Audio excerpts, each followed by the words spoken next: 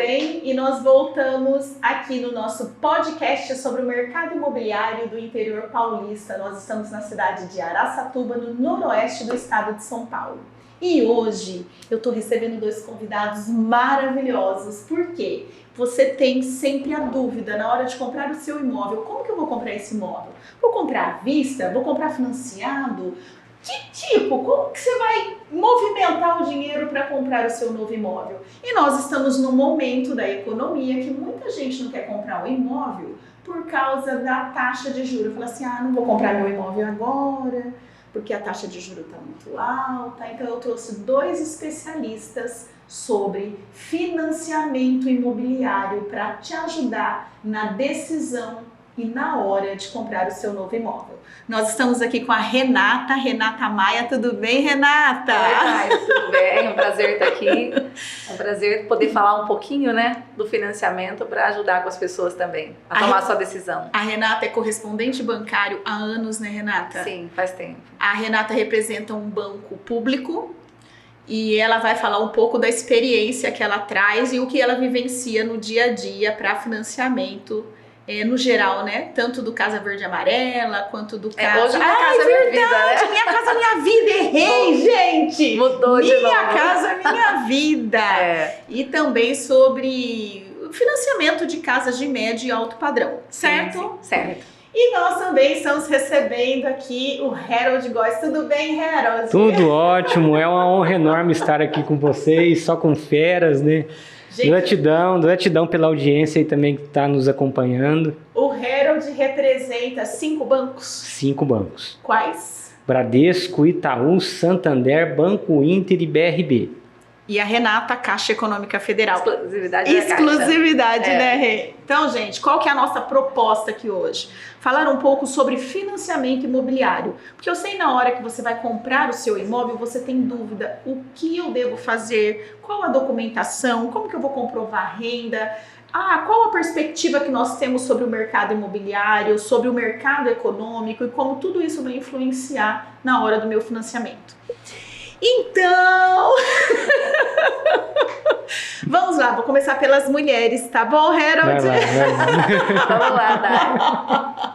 Ô, Rê, fala pra gente um pouquinho quais são as perspectivas aí. Eu sei que em breve deve acontecer aí, se já não está acontecendo, né, alguma mudança na taxa de juro do financiamento imobiliário.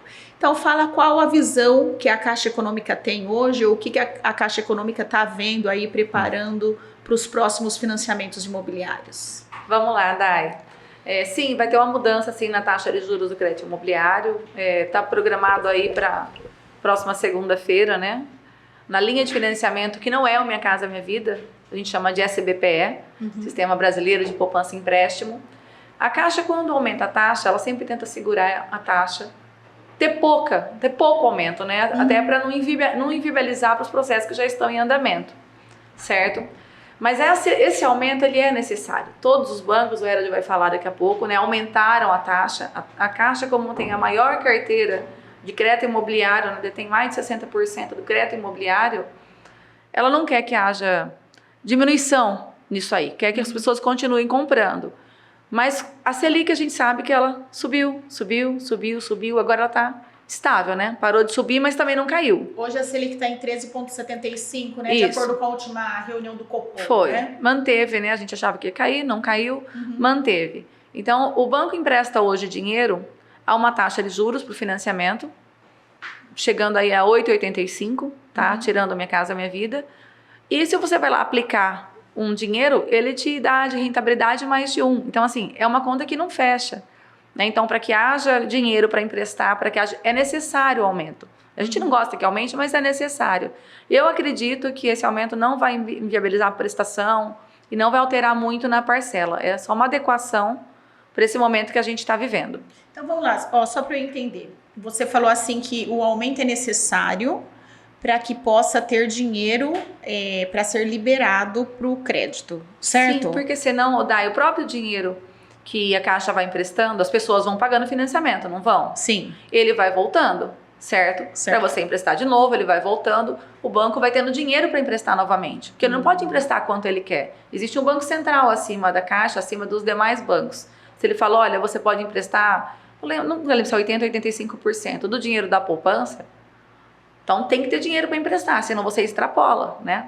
E o ano passado, nos últimos anos pós-pandemia, era assim, financiou mais de 50% que o ano anterior, financiou mais de 30%, financiou mais de 60%, financiamento cresceu. Eu acho que a pandemia mudou esse negócio das pessoas quererem a casa dela. A gente ficou preso em casa. Sim. Né? Então mudou a mentalidade e as pessoas hoje elas querem mais que tudo ter o cantinho delas, que ela pode mexer, pode fazer o jardim. Entendeu? Então o crédito imobiliário ele cresceu demais. Certo. Harold, qual é o cenário para os bancos privados? Olha, a gente vê os bancos brasileiros com uma saúde tremenda, tá? Ao contrário de alguns lugares do mundo. O nosso sistema é muito seguro. Então, o volume de ativo dos bancos brasileiros é uma coisa gigantesca. Então, não falta dinheiro, tem muito dinheiro. Então, os privados, a gente pega os bancões aí, né? Bradesco, Itaú, Santander, tá com muito dinheiro em caixa, muito ativo disponível, tá? Só que o momento de cada banco é diferente.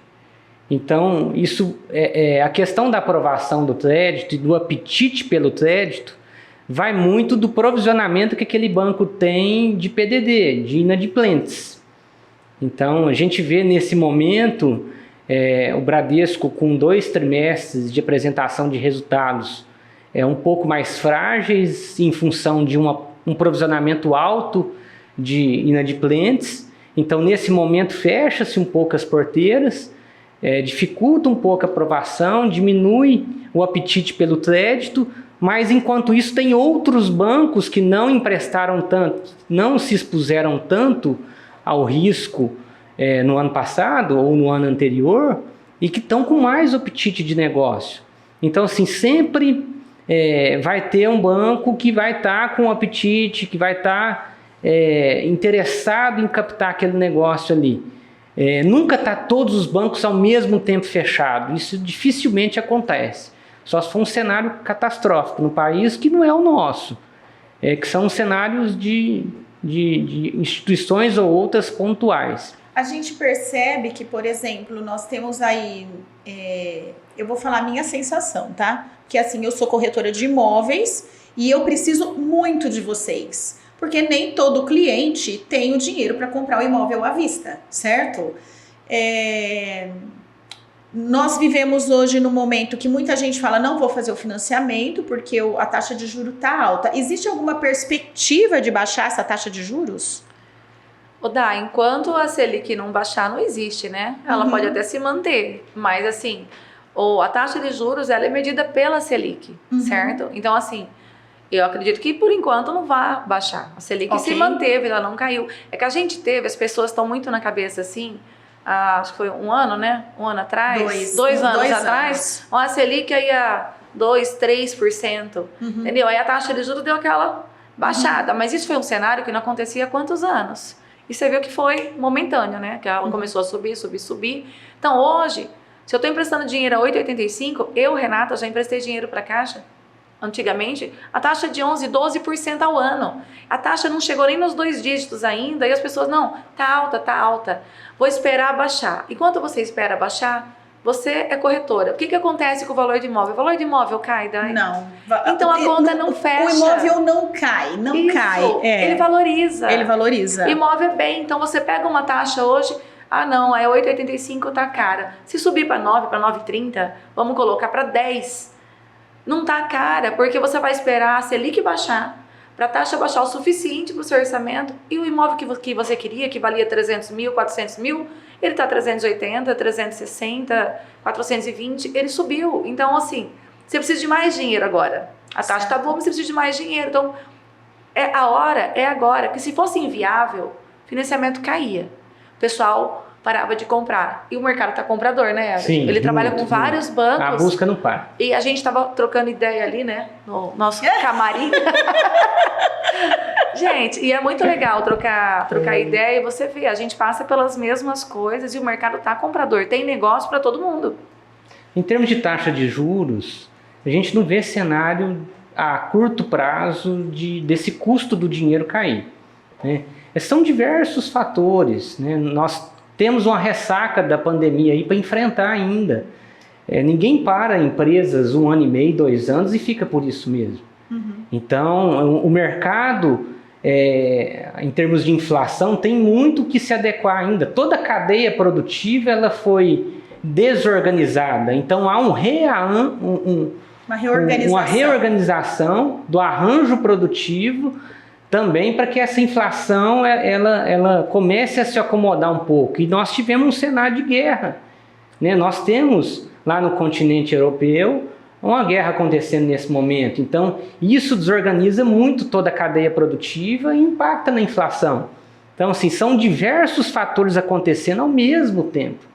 E todo primeiro ano de governo, ele é um ano mais lento, é um ano que você ainda tem que enxergar algumas perspectivas.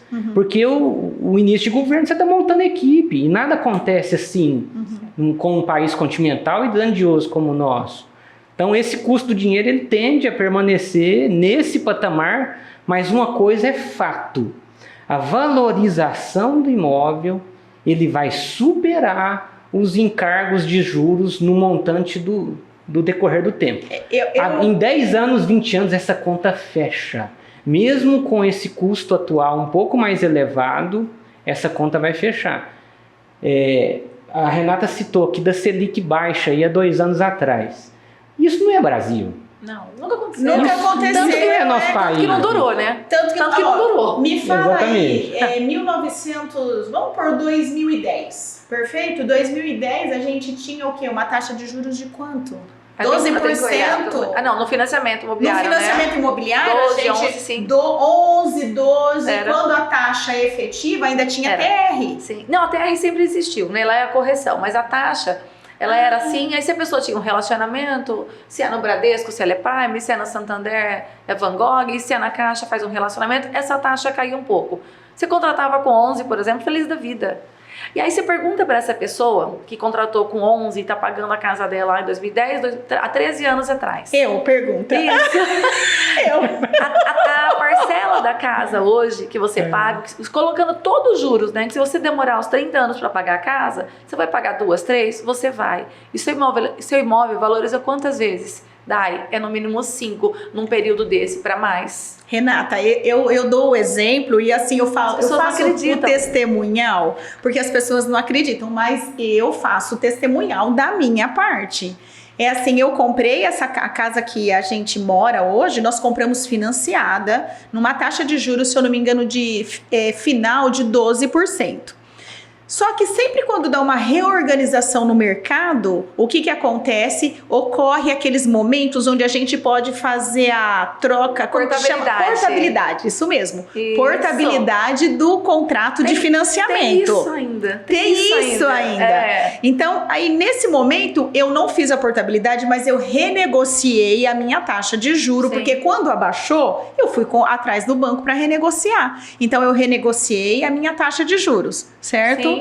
Mas vamos lá, um imóvel que eu comprei na época valendo X, hoje custa 3X do que eu paguei. Então assim, é a mesma coisa, se o imóvel eu comprei ele valendo 100 mil, hoje ele estaria valendo 300 mil reais. Então, isso quanto tempo atrás? 13 anos? 13 anos. Não, 13 anos. E se você pagar em 20, 30 anos, ele vale mais de 5 vezes. O meu financiamento é de 20 anos.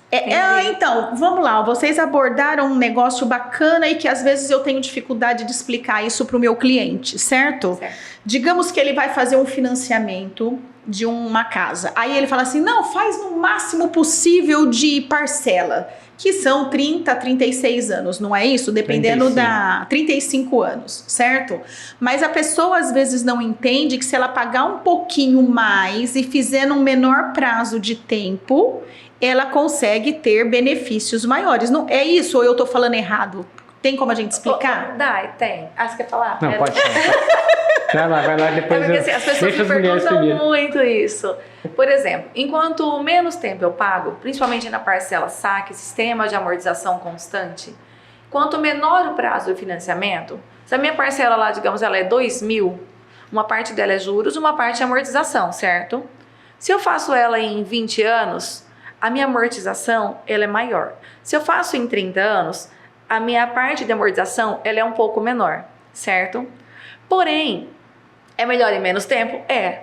Mas muita gente não tem a capacidade financeira e fala, nossa, eu vou fazer em 420 meses. Ok, a amortização vai ser menor. Mas a qualquer momento, ela pode amortizar e não pagar esses juros futuro, entendeu? Então, por exemplo, eu contratei lá numa taxa de 9% ao ano. Minha parcela inicial é de R$2.000 e a minha última parcela é de 200. A hora que eu for amortizar, se eu amortizar de trás para frente, eu não vou pegar parcelas de 1.200. Eu vou pegar aquelas parcelinhas lá de trás. Aí, com o mesmo valor que você paga 10 parcelas, você vai amortizar 3, 4 anos de contrato. Então, assim, as pessoas pensam, olha, hoje eu peguei 300 mil do banco, assinei o contrato, nossa, eu tô devendo 600. Não. Se você demorar uns 30 anos para pagar, ok, mas se você amortizar cada dinheirinho que sobrar, tem um histórico na Caixa que as pessoas do SBPE fazem 30, 35 anos, mas elas quitam em prazo médio 9 anos de quitação. Porque amortiza. Porque amortiza. O importante, essa questão do prazo, é adequar o prazo para a capacidade financeira do cliente do momento. Perfeito. Então, se a capacidade financeira dele, nesse momento, é para um financiamento de 35 anos, com certeza ele vai ter condições melhores no futuro e vai conseguir fazer essa amortização para diminuir os encargos de juros. Isso é possível com a amortização, porque é retirar todos os encargos de juros futuros para uma antecipação de pagamento. Então, assim, a gente, nesse primeiro momento, a visão nossa como Prime é olhar para a aprovação. Poxa, vamos aprovar para o cliente entrar para dentro. E às vezes, para aprovar, em alguns casos, não dá para diminuir o número de parcelas nesse primeiro momento devido à condição financeira atual do cliente. Perfeito. Ele vai fazer. Tem que fazer a leitura muito... analisar caso a caso. Né? Exatamente, caso a caso, para que a gente não tenha uma expectativa de uma redução de prazo, mas sem casar com a capacidade financeira do cliente de aprovar, entendeu? Entendi. Vamos lá, ó. Perguntas que sempre me fazem, né? Qual a documentação que eu tenho que mandar para um financiamento imobiliário? Eu acredito que a documentação de vocês sejam basicamente a mesma. Então, ou é diferente? Mais ou menos, né? O Eros trabalha para bancos privados e às vezes tem uma flexibilidade maior na documentação.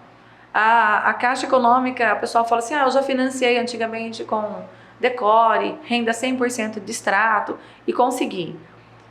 O Eros falou um pouco antes. Cada banco, devido à inadimplência, a isso ou aquilo, ele está lá mais suscetível a aprovar ou não. Porque a Caixa financia bastante. Estava aceitando o decore. Quais são os contratos inadimplentes 5 anos depois, aqueles que eram decore? Uma renda montada, muitas vezes, né? Ou seja, vou parar de aceitar esse tipo de documento.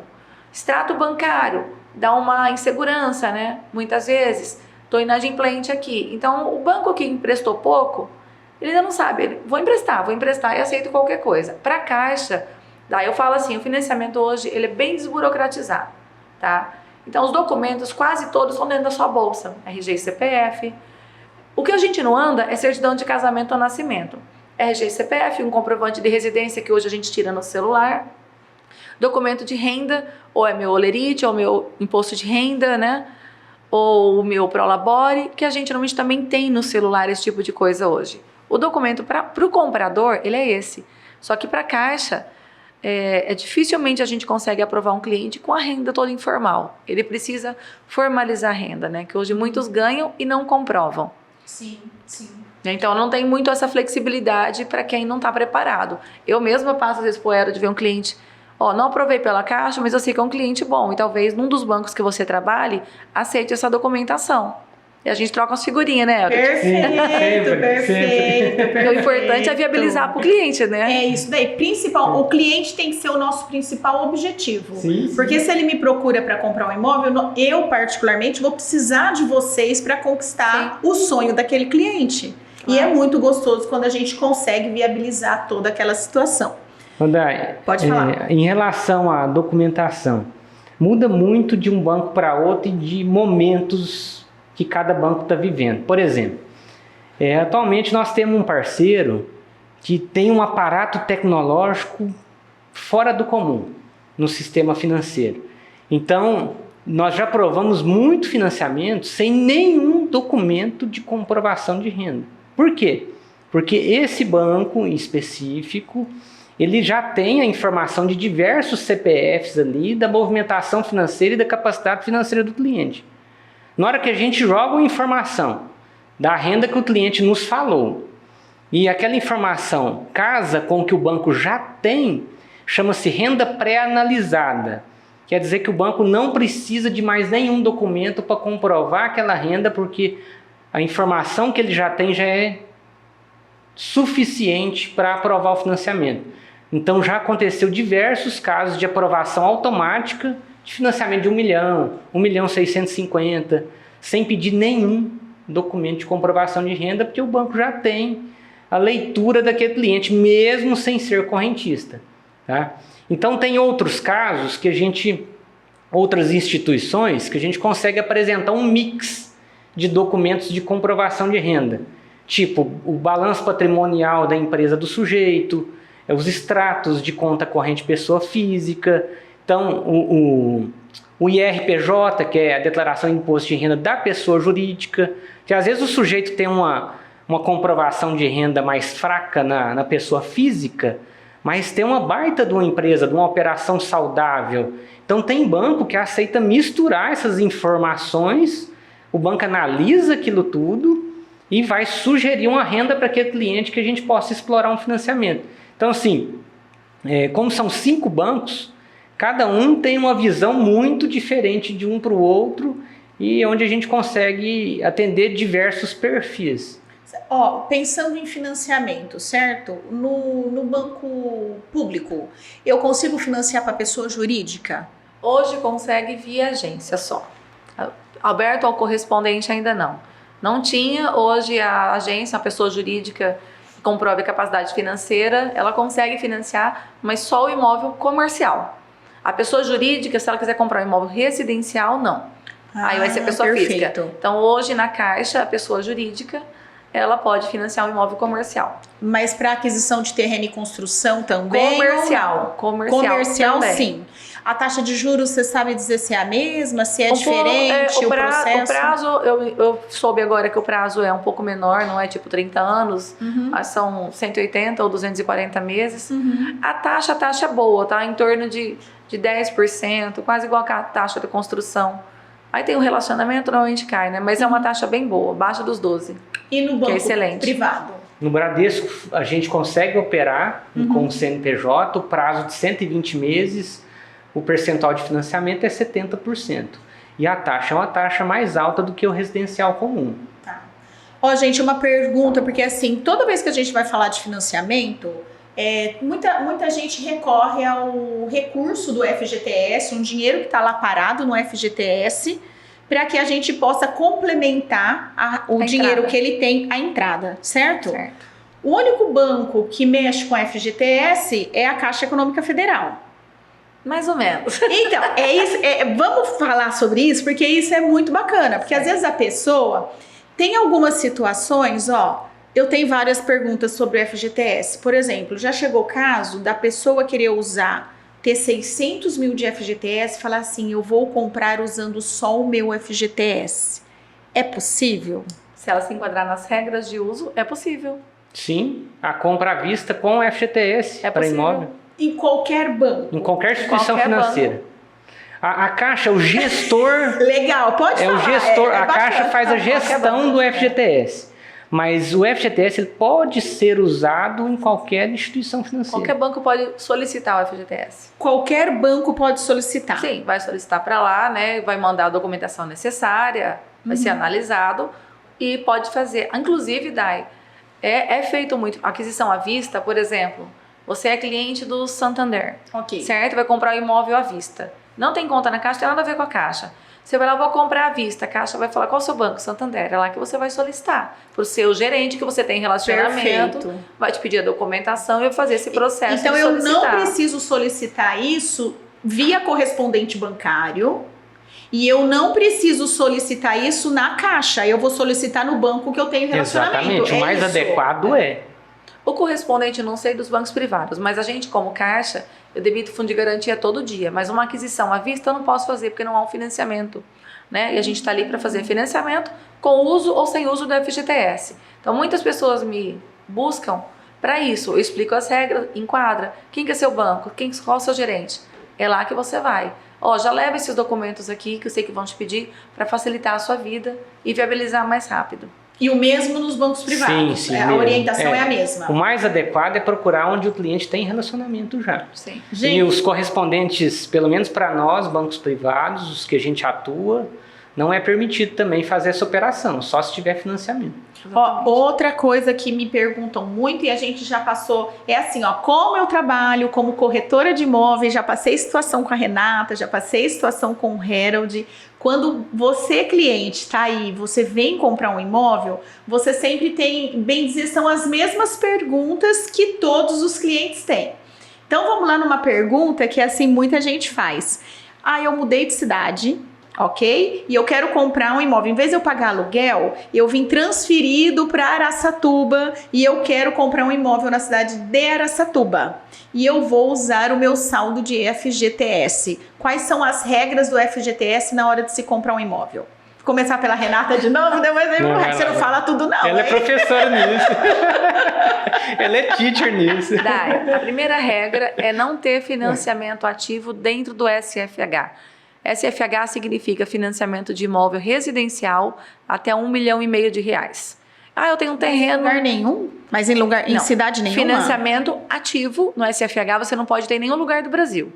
Se eu tenho um imóvel financiado em algum lugar residencial, eu não posso usar FGTS em lugar nenhum. Posso morar em Araçatuba há 10 anos, trabalhar aqui. Se eu tenho financiamento ativo, eu não posso.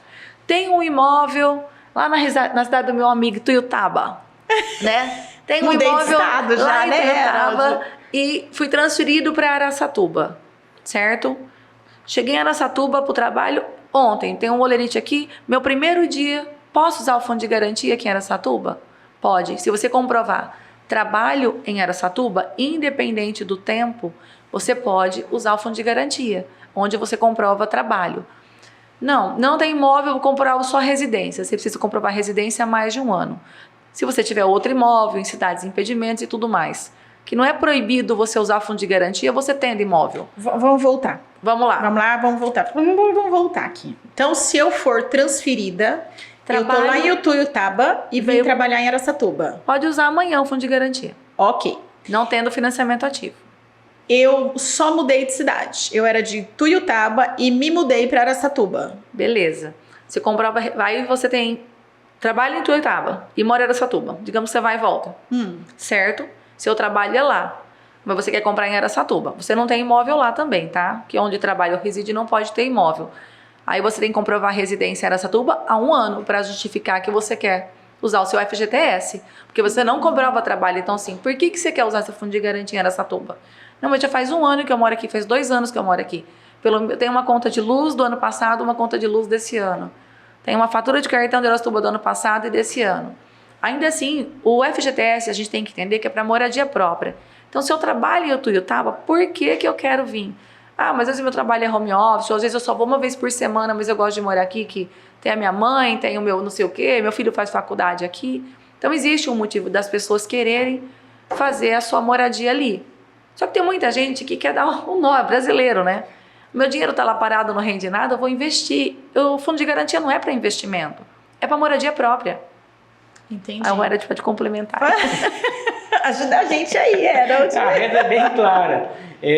Ter como atividade laboral principal a cidade onde você está comprando ou residir há mais de 1 ano. Então tem que cumprir essa situação. Então, aí, por exemplo, você acabou de mudar de Tuiutaba para Araçatuba. Aí a empresa vai fazer uma carta. Vamos supor que ele está registrado no CNPJ lá de Tuiutaba. Aí a empresa vai emitir uma carta falando que ele possui atividades laborais em Araçatuba, que o principal trabalho dele é aqui nessa base de Araçatuba. Então, tem uma carta padrão que a gente pode orientar nessa condução aí para que possa se usar o FGTS. A gente chama de declaração do empregador isso aí. Que é o empregador que fornece, então. Isso. Tá. Gente, tem alguma regra assim? Por exemplo, eu só posso usar o meu fundo de garantia depois de tantos anos de trabalho? A somatória de 3 anos de carteira assinada, total. Pode ser vários períodos diferentes, não precisa ser 3 anos consecutivos. Mas se durante todo o período ali que você está ativo profissionalmente, você tem mais de 3 anos de carteira assinada, você já tem permissão para usar o FGTS. Ainda que você tenha sacado. Trabalhei lá no Daiane Pinese, registrada, CLT, por 6 meses, você mandou eu embora, saquei meu fundo de garantia. Aí trabalhei lá por Herald, mais 2 anos, fui mandada embora, saquei. Ok. Mas somando todo o período, eu tenho 3 anos de carteira, onde eu tive conta no FGTS, já me enquadro nas regras de uso. Agora, para aquisição, digamos que aí mudou de Ituiutaba, comprou em Araçatuba e usou o fundo de garantia. Hoje, certo? Ficou aqui em Araçatuba, 2 anos, foi transferido de novo para outra cidade. Vendeu a casa, quitou o financiamento, tá bonitinho, sobrou fundo de garantia. Ah, mudei agora para São Paulo. Vou comprar um imóvel em São Paulo, ainda sobrou lá 60 mil do FGTS. Posso usar para aquisição a cada 3 anos. Entendeu? Então não posso usar. Sobrou saldo, mas eu não posso usar porque eu comprei um imóvel, ainda que vendido, há menos de 3 anos. Aquisição a cada 3 anos. Amortização a cada 2 anos, certo? Então, eu tenho uma casa com fundo de garantia, comprei, fui lá, sobrou saldo, amortizei meu saldo devedor ali depois de 1 ano e depois comecei a amortizar de 2 em 2, certo? 10 anos eu quitei a casa. Amortizei o restinho do saldo devedor dela hoje. Terminou. Sobrou fundo de garantia, amanhã eu vou comprar outra casa. Posso usar o FGTS? Posso, porque é aquisição. Entendeu? Eu usei para amortizar aquela que eu tinha e vendi. Agora eu estou comprando outra. E tem mais 3 anos que eu usei para aquisição. As pessoas confundem muito. Vira e mexe, pega o cliente e fala, não vou poder usar porque eu acabei de quitar aquela casa que eu vendi, que ela está comprando outra melhor, com fundo de garantia, mas me sobrou 50 mil. E o saldo devedor era menor, sobrou dinheiro. Eu tô com um caso assim. Mas, Renata, mas em cidades que não na mesma cidade. Na mesma, Dai.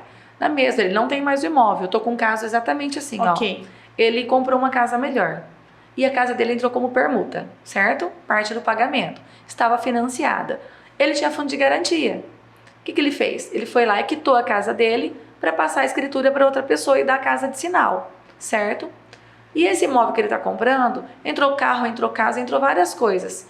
E ele falou, nossa, ainda não sobrou 50 mil do fundo de garantia. Eu falei, vamos usar.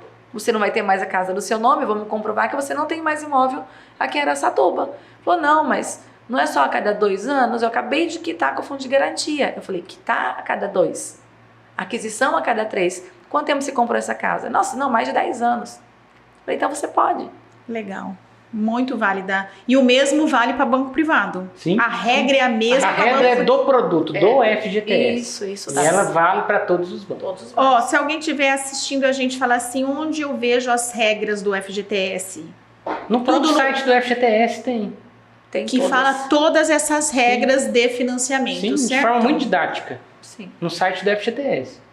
Didático pra gente, né? Porque eu vou falar que até correspondente se verdade. confunde toda hora. É verdade. É didático pra gente que tá no ramo. Mas...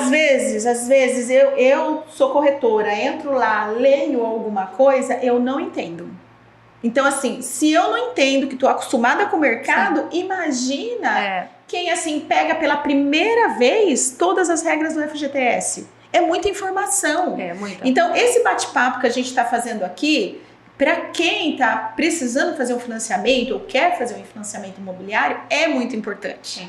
Porque são várias situações que a gente passa ali no dia a dia e os nossos casos se transformam em cases para orientar outras pessoas. Sim, com certeza. Eu sempre falo isso aí, acho muito útil quando a gente fazia as lives também, porque a pessoa que quer comprar imóvel tem que ter informação. E as pessoas às vezes fazem o processo inverso, vai lá na sua imobiliária, aí você começa a ver casa, gasta gasolina, vai lá, mostra uma, o proprietário fala, nossa, eu vi que o pessoal gostou da minha casa, acho que vai vender, papapá. Aí você pega a documentação, a capacidade financeira da pessoa é de uma casa de até 208 mil, que a taxa de juros é mais baixa, ele está olhando casa de 380, casa de 400. Muitas vezes, quem ganha na faixa de 6, 7 mil, que a casa é 350 mil. É batata. Sai, olha, faz proposta, aí depois para aqui para ver a capacidade financeira. Não, mas eu sei que o banco financia 80%. Aí tá achando que a entrada é só os 20%. Eu falo, ele financia, sim, 80%, desde que você tenha renda suficiente para adquirir 80% do valor, pagar uma prestação que significa esse montante, né? Então, é muito bom quando a pessoa simula antes, faz. Hoje o corretor faz isso, não perde tanto tempo, né? Ele já vê a capacidade do cliente para levar no produto que ele pode comprar. Muito interessante filtrar essa capacidade financeira antes de sair. Então, o Harold fez um comentário, nós recebemos uma visita dele lá no nosso escritório recentemente, e ele falou assim, gente, uma coisa que é muito importante, até mesmo pra gente que é corretor, é levar o cliente, às vezes, sentar com vocês. Se não sentar lá no escritório da Renata, marca na imobiliária, marca no escritório, chama o correspondente para fazer um bate-papo, porque assim, tem muitas dúvidas. A pessoa que vai fazer um financiamento tem muitas dúvidas. Então, o papel do correspondente é extremamente importante, porque mesmo nós estudando, a gente não sabe de tudo. Sim, sim. Né? Porque aparece muita objeção na hora que você apresenta uma proposta financeira para o cliente, aparece muita objeção voltada para essa questão das finanças. Então, vocês estão voltados e são especialistas ali no imóvel, em responder todas as questões pertinentes à localização, clima, imóvel, valorização, isso é com vocês. Mas às vezes na hora que aprofunda na questão financeira, aí pode ser que o corretor não tenha preparo para todas as objeções que o cliente vai ter ali. Então é muito interessante atender junto conosco, para que a gente possa fazer isso ao vivo ali e deixar a coisa muito transparente. E aumenta muito a possibilidade de fechar o negócio, porque o cliente se sente extremamente seguro, acolhido, porque tudo foi respondido, foi tudo esclarecido, ele teve a visão ali, né, daquela proposta financeira que ele está recebendo. Gente, deixa eu fazer uma pergunta. A gente tá ali, tá fazendo... Digamos que a pessoa, é outra coisa que sempre perguntam e às vezes a gente esquece de falar sobre isso. Fui lá no Harold, fiz o financiamento, tá tudo aprovado, aí eu esqueci, fiz um comprometimento da minha renda,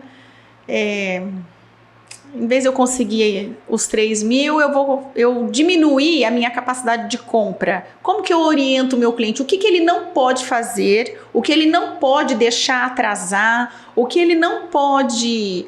As atitudes que ele não pode ter na hora que ele estiver contratando um financiamento imobiliário? Dai, às vezes o cliente ganha lá 10 mil reais, né? Normalmente os bancos trabalham com a capacidade financeira de 30%. Se eu ganho 10 mil reais... Bruto, né? Bruto. Todos os bancos trabalham com a renda bruta. Total de vencimentos brutos, ou seja, é melhor ainda porque aumenta a capacidade do cliente. Se fosse o líquido, desconta um monte, né?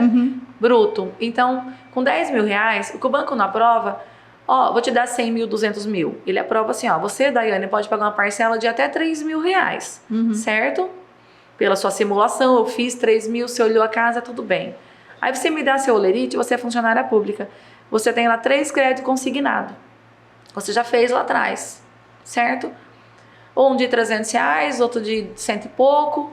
Ou seja, se você podia pagar uma parcela de 3 mil reais e você já comprometeu a sua renda com crédito consignado, essa sua capacidade financeira vai mudar.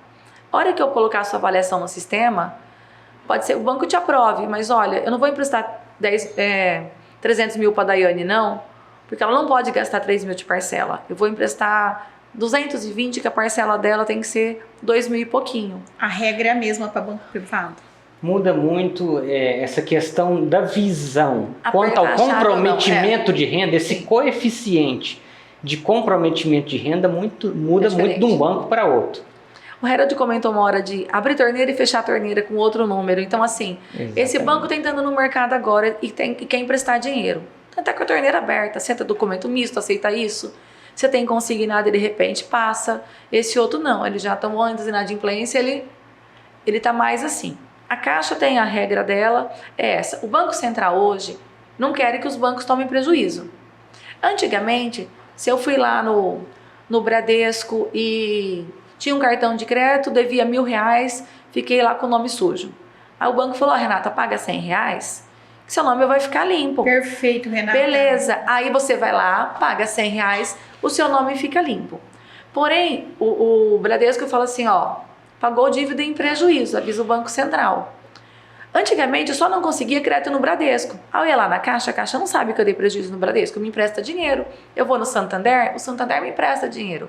Por conta disso, hoje, se eu fui lá e negociar a dívida em prejuízo no Bradesco, no Santander, todos os bancos sabem.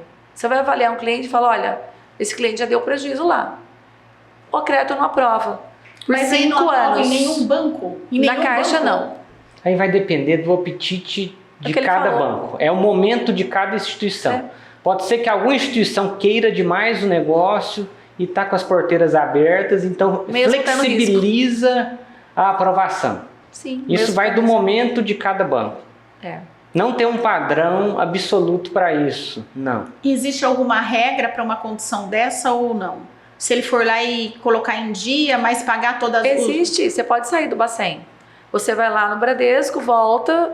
Eu fiquei devendo R$900 que eu paguei 100. Você vai lá e paga os 900 que você ficou devendo e você sai do Bacen e consegue seu crédito. Tenho vários clientes que já fizeram isso. Às vezes dívida com a própria Caixa, sabe? Você olha, Renata, mas não tem Serasa, não tem SPC? Não, não tem. Porque o banco aceitou você pagar menos. Então ele não pode te negativar. Só que ele não te empresta dinheiro. Mas você tem como reverter. E tem alguns casos em que o cliente teve um problema pontual. Vamos supor que ele pegou um BNDES, teve um problema no pontual ali com aquele contrato e ele foi inadimplente ali. Mas só que o relacionamento dele com os outros bancos está muito bom. Ele está pagando em dia, ele é um excelente cliente. Então, a nota de crédito dele, aonde ele está sendo um cliente exemplar, vai estar muito boa. Então, mesmo, eu já peguei alguns casos que o cliente está com restritivo ativo, mas ele tem uma nota interna tão boa em determinado banco que vai à prova. Então, isso acontece também. Mesmo ele estando negativado em alguma situação. Já aconteceu. Já aconteceu em função da nota interna. Porque o que tem mais peso na aprovação é a nota interna que o sujeito tem dentro do banco.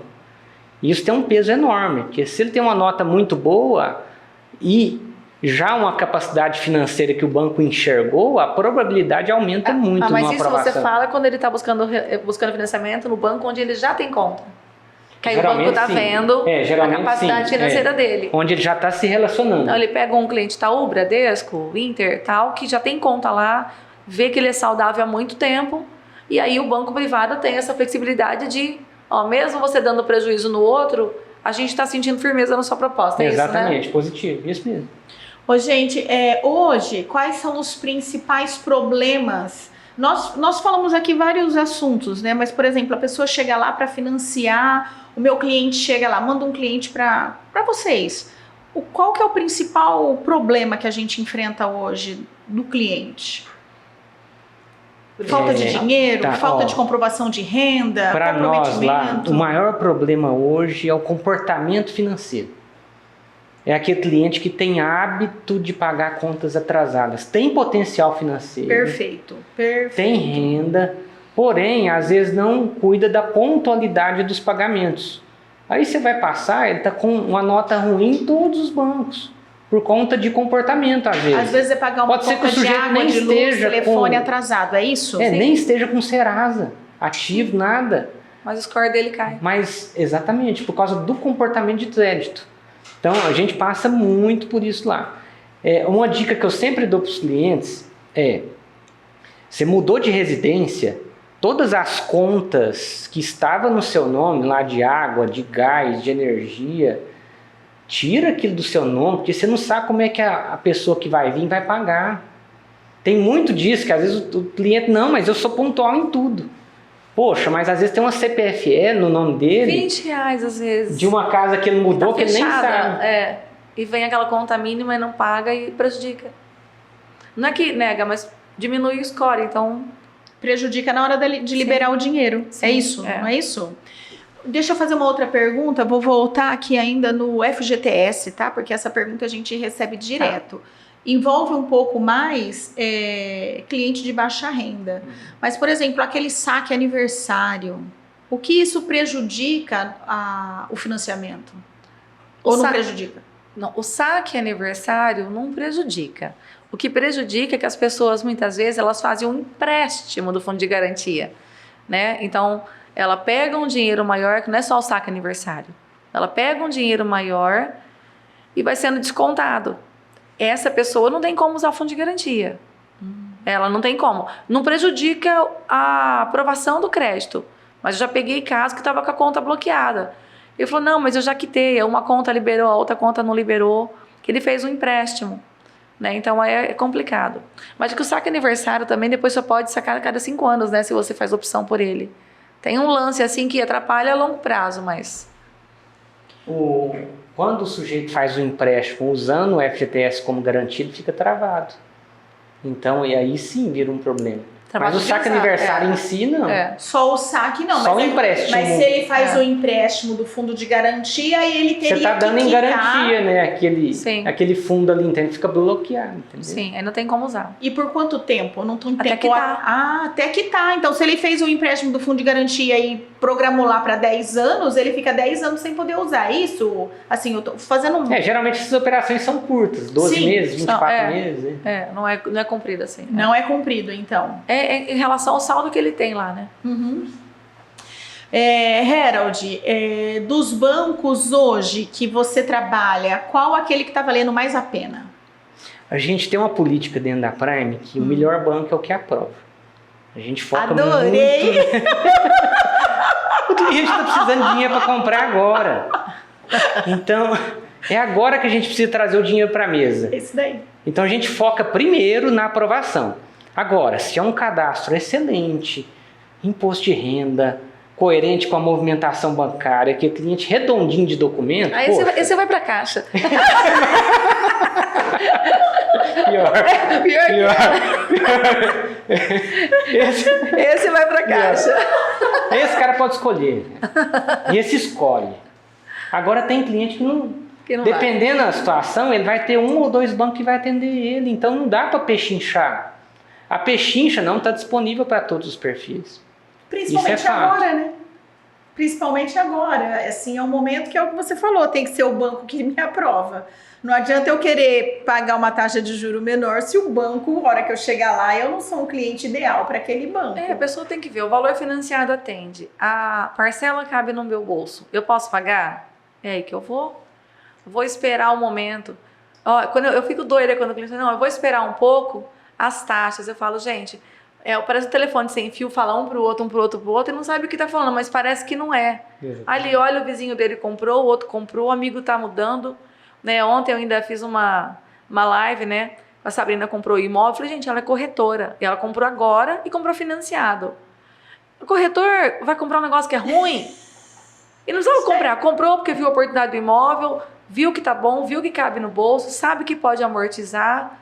Entendeu? Então, o corretor não faz negócio ruim, é um negócio que ele vende, né? Não tem jeito. Eu falei assim, gente, que o corretor, a gente tinha que ter dinheiro para comprar todas as oportunidades que aparecem na nossa mão. Ai. Porque é muita oportunidade. Parece que tá falando pro cliente, ele acha que não ele acha que ele acha que a gente tá só vendendo comissão. Ele acha que a gente tá mentindo. Eu mas já vi assim, isso no mercado imobiliário, do corretor falou assim, não, isso aqui é um negócio assim, e a pessoa acha...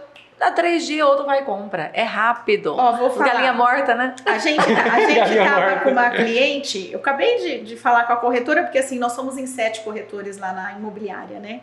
Então assim, a cliente foi lá, viu a casa, escolheu a casa, pensou no valor da proposta, esperou 2 dias. A corretora que tá atendendo, ela acabou de me falar assim, Daiane, a fulana vendeu a casa.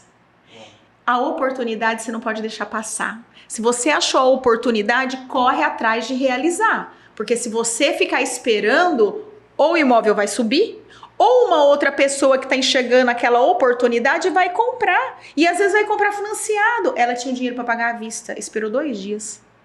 Foi, né? Entendeu? Perdeu, era a oportunidade. Perdeu a oportunidade. Aí não adianta chorar o leite derramado, né, gente? Aí tem que começar do zero, tudo de novo. Quanta gente que a profissão hoje é investidor do mercado imobiliário. Você tem clientes que você fala assim, não, apareceu um negócio, eu vou ligar para o meu cliente investidor. Gente, você está investindo no mercado imobiliário, por quê? Porque sabe que o imóvel, ele é moeda de troca, ele valoriza. Entendeu? Claro que você tem que ter um pouco de conhecimento, saber comprar, tem que estar bem assessorado por um corretor, né? Tem que estar com bala na agulha para derrubar o preço, fazer uma boa compra. Mas, gente, tem gente que vive de investimento, de imóvel alugado. Ontem o rapaz que assinou o financiamento comigo, comprou novinho. Ele, o pai e a mãe. Olha como eles fizeram. Os 2 filhos, a casa que eles moram, os 2 filhos compraram, os irmãos compraram juntos. Mora o pai, a mãe e os 2 filhos nessa casa. Compraram financiada. Juntaram renda para comprar a casa. O nome do pai e da mãe tá limpo, não tem imóvel no nome, né? Porque os filhos compraram. Aí agora o filho viu um outro imóvel, falou com os pais, o menino tem uma visão aquela, né? Vamos comprar, a renda do pai dá, simulei, não sei o quê, assinou o contrato ontem. Não, esse imóvel aqui é para aluguel, é investimento. Então eles têm a casa deles financiada pela Caixa, no nome dos 2 irmãos, mora a família toda, tudo novinho os meninos.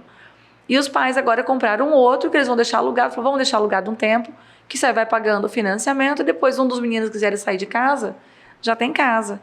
E sem falar que um dos meninos pode comprar metade do outro e livra mais um CPF naquela família.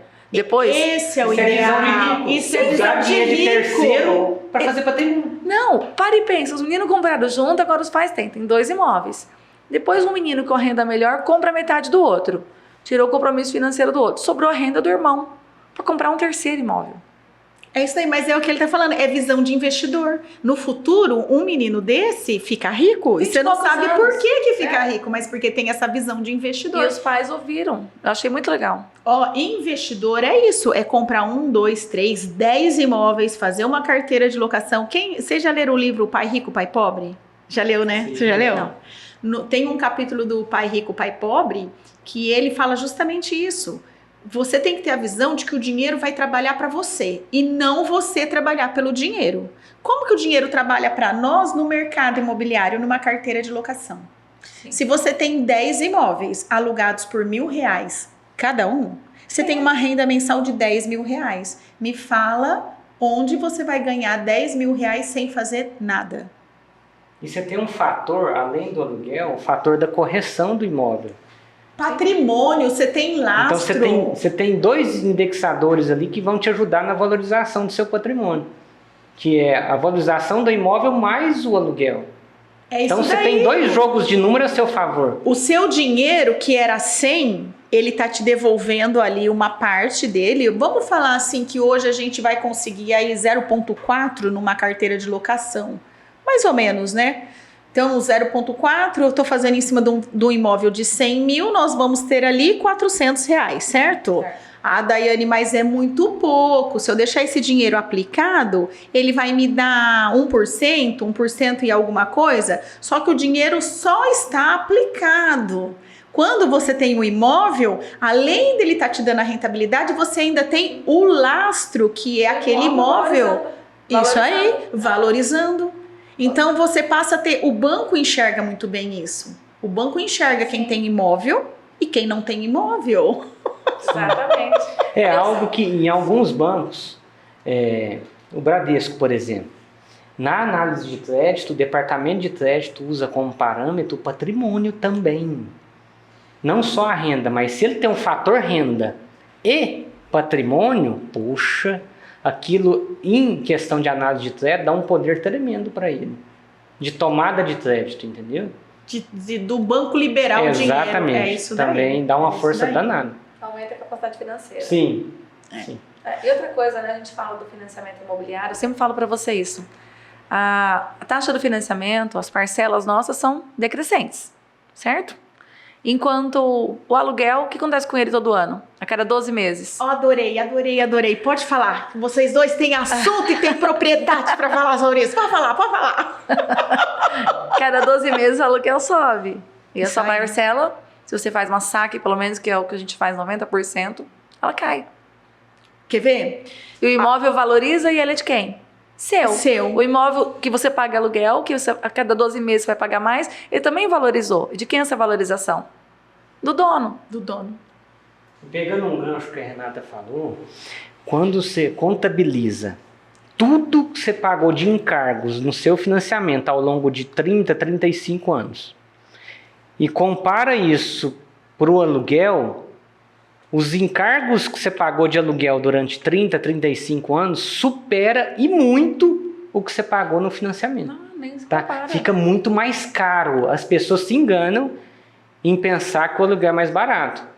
Isso é uma visão de agora, do presente. Mas quando você coloca isso para 30 anos, esse aluguel subindo no mínimo a 7% ao ano, e a questão do financiamento na saque é juro menos juros. Sim. Porque você só paga juro diante do seu saldo devedor atualizado.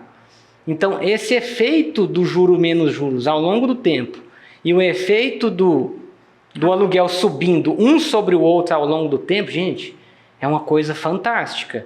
Dá para a gente comprovar para o cliente o quanto ele vai gastar a mais no aluguel. Tá? Isso sem falar o custo que ele teve, né? E o desgaste de Não, vendeu a casa, aí você tem que fazer mudança para outra casa, ou o proprietário voltou para o próprio imóvel, e você tem que mudar. E quando você entra numa casa de aluguel e você sai, você tem que pintar a casa, todas as casas que você sai de aluguel. Se deteriorou alguma coisa, você vai pagar e deixar a casa lindinha para o proprietário. Né? Isso aí. E não ajeitando uma coisa que é sua. Não, essa conta nem chega, né? Nem precisa fazer essa conta, senão a diferença vai dar mais ainda, né, Herald? Não, e tem um fator emocional. Quando a gente mora no que é nosso, Ah, sim. sua qualidade de vida aumenta muito. Você tem plano, né? Exatamente. Você tem sonha. planejamento, você sonha, você quer fazer as coisas, quer melhorar, você trabalha para isso. E é muito legal, você tem perspectiva, você tem sonho. É isso daí. É mais produtivo. Ai, gente, nós já temos que encerrar, já correu. Quanto tempo faz que a gente tá aqui? Estamos a 56 minutos. Gente do céu! Acho que nós temos que fazer assunto. Parte 1, parte 2, parte 3, parte 4. Tem assunto, né, Dai? Mas é muito importante, gente, esse bate-papo, a gente trazer isso para o cliente. É muito importante. Tá? E essa é uma das propostas do podcast. Eu vou contar com vocês mais de uma vez. A Renata falou, Daiane, eu nem sei que hora que eu vou ter que aparecer aí no podcast, mas eu já tô aqui bloqueando a minha agenda esperando. Foi.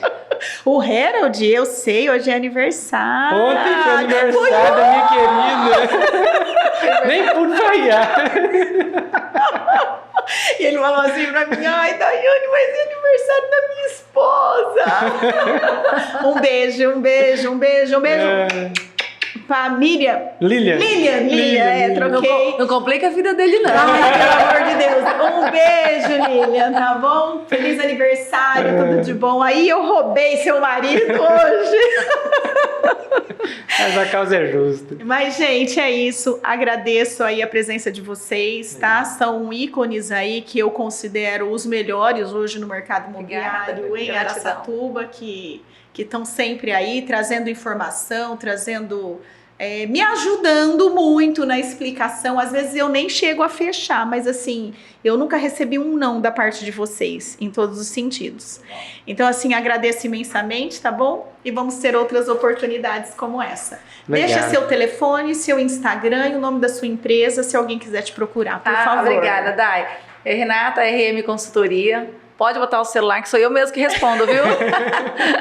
18 99725 2891. Vai falar comigo mesma. Legal. Certo? O Instagram tá RM Consultoria. Perfeito. Você, Herald, por favor. DDD 18 99743 7778. Sua Você vai empresa. falar comigo mesmo. Herald Prime Assessoria. Isso aí, gente. O Instagram é @prime_assessoria. Nos acompanhe lá que tem bastante conteúdo rico para que você possa entender mais sobre o mercado financeiro e os financiamentos.